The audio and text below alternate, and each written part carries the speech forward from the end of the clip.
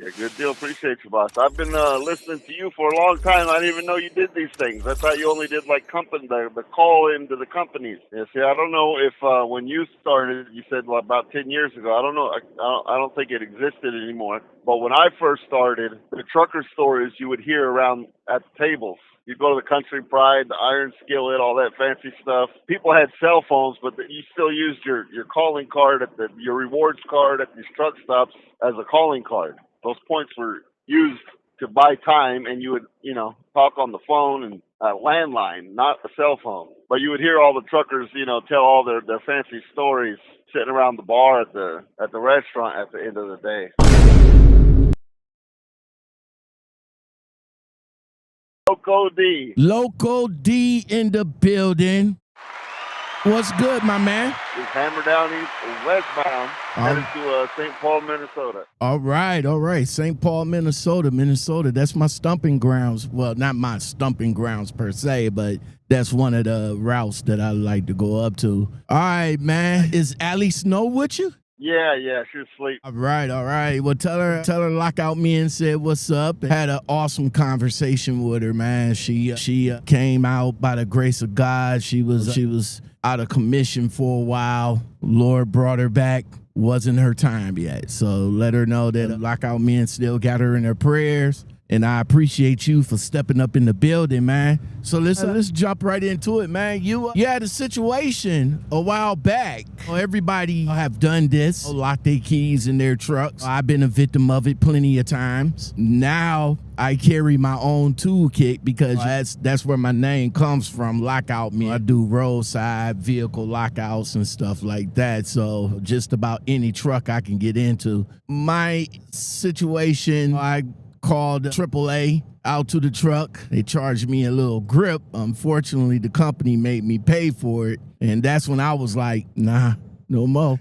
But I got lucky. Yeah, but for you, man, take us back to that night, man, because the people at that Starbucks was really rude to you. But take us back to that night. It was a good 15 years ago, and I was delivering to stores, and I think it was a Mervyn store I was delivering to in Salt Lake City, and it was snowing, snow all over the ground, and then snowing, and I back up to the dock, and as I go to unhook the trailer, I get out and I close the door, and I realize that the door closed, that I'm locking myself out. Like, I was like, oh no, great. My cell phone's in the truck, doors are locked, the store's not open, I have no help. But there's a Starbucks in the parking lot. So I walk across the parking lot to the Starbucks, and I'm asking them if they could call a tow truck service, the police, somebody, just so I could get access to a phone. And they wouldn't do it because they weren't open for another 2 hours. And then when I started, telling the lady, look, I'm going to die if you don't call somebody, she still didn't want to listen to me until I started getting belligerent with her. And so when I started calling her, out of her name and talking shit, then she decided to call the police on me because I was being hostile, which is what I wanted in the first place. And then the cops came and they asked me what was going on. I told them. It's like, okay, let me see if I can help you out. He had a Slim Jim and popped that lock real quick, got me in the truck. Wow. Easy peasy. Easy peasy, just like that, man. See, we don't use Slim Jims. We don't use the Slim Jims. We use what is called the long reach. I pop the side of your door open, go in with the long reach tool, and pop that unlock button. Was your truck still running when they popped it open? Yes, sir. So it was a little bit easy. I can imagine if he couldn't slim it open, he could probably pop it to the side and just raise the window down and got up in there. Well, the cop that did it, he said he used to be a repo man, so he knew how to do all that kind of stuff. That's what's up, man. That's what's up. So you said that was 15 years ago, but it's still relevant to this day because drivers be in the fuel island doing too much, and they slip and think that their keys is in their pocket, and they boop. Of course. Damn it, man. So that taught me to always keep a spare key hidden, or either in a magnet case somewhere on the frame, or zip tied somewhere under the hood, or something like that. Right. That's what. If I can't remember, I think J&R School used to do that. We used to have a spare key that was located up under the hood. I'm not sure if they still do that to this day, but yeah, not all companies do that. Not all drivers do that, but. Yeah, me, I now keep my key on me all the time. Like, even if I don't have my spare key, I'll still take the key out the ignition and put it in my pocket and just get out, because you got animals in the truck. You got trucks that auto locks and all like that. You shut the door, you come back and be like, oh, fuck. Left my keys and my cell phone in the car or in the truck. You know, if you're a AAA member, you can go get plastic copy of your key made at AAA, and it's like on a little card that fits in your wallet. Okay, I'll keep that in mind, that's man. helpful if you keep your wallet on you, but if you don't keep your wallet on you, then it ain't no point. All right, man. So let's talk about the rudeness, man. I guess you was the only person in the area, and you go up to the only person in the parking lot besides the two workers inside Starbucks. Yep. Okay. Now, with a safety vest on, all that shit. Right. Did they know, or did they see? Could they see like a truck or anything of that matter? They looked across the lot. Yeah, they could have seen my truck. Yep. Okay. So probably on the defense of them, they thinking you're some type of stranger, and probably might. But you did come up to them and be like, "Look, I'm the truck driver. There's my truck over there, right?" Yep. I explained everything to them, and they were just completely unhelpful. Wow. That happens a lot. It happens with truckers.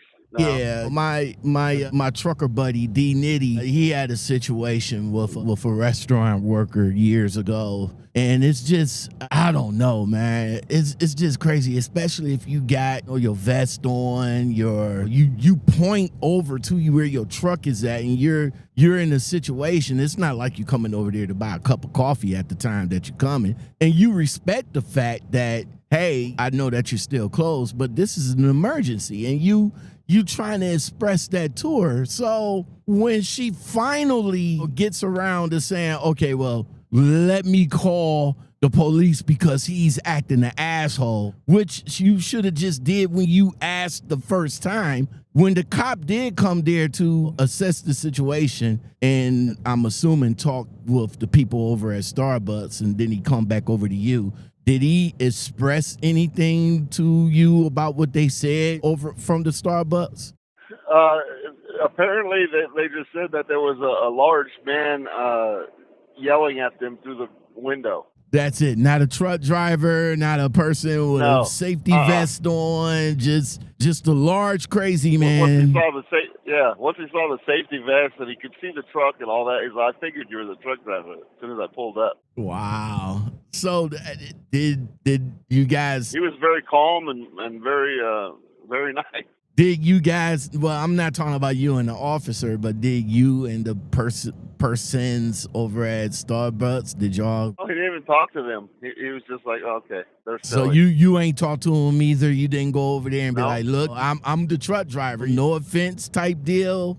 Oh, the cop told me to get in his car, and we drove across the parking lot to the truck, and that was it. Wow. And again, it only took him a couple of seconds. Like I said, I've been in the road surface game for over 10 years, and my unlock abilities is uncanny to none. So when I locked myself in the very first time that I was with the company I actually had to show the young man that came to unlock my damn truck. I literally had to do it myself. And brother, man, still charged me. Like, I was like, whoa, I got to charge you for to come out. All right, can we do like half? Because I did the work, bro.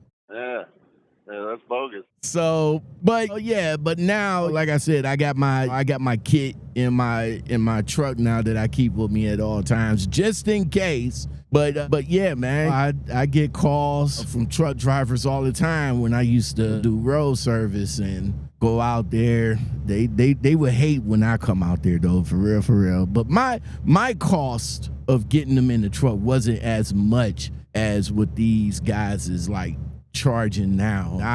My cost was like about $100 or less. I seen a video just recent of somebody coming out to unlock a vehicle and they charged Buddy $300, and I was like, that's ridiculous. Oh, yeah. That's ridiculous. Hey, location matters with stuff like that. Location matters. Right. If you're someplace in like Louisiana where there's one tow service for like 150 miles or something, they're going to charge that $300.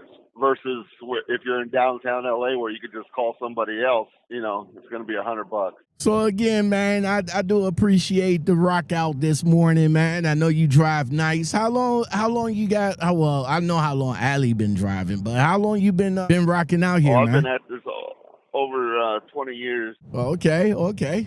Was you, on a serious note, was you there with Allie during her time? What do you mean, when she was in the hospital? Yes, sir. No.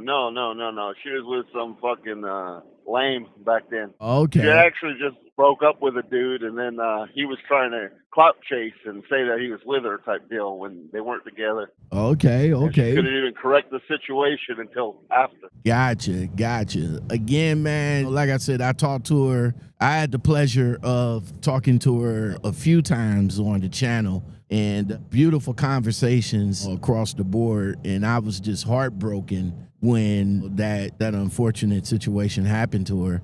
But when she came back out, like a champ. So yeah, even my big burly ass cried when she posted the video of her first climbing up into the truck the first time. You know what I mean? That was quite an inspirational moment for anybody who has trucking going through their veins.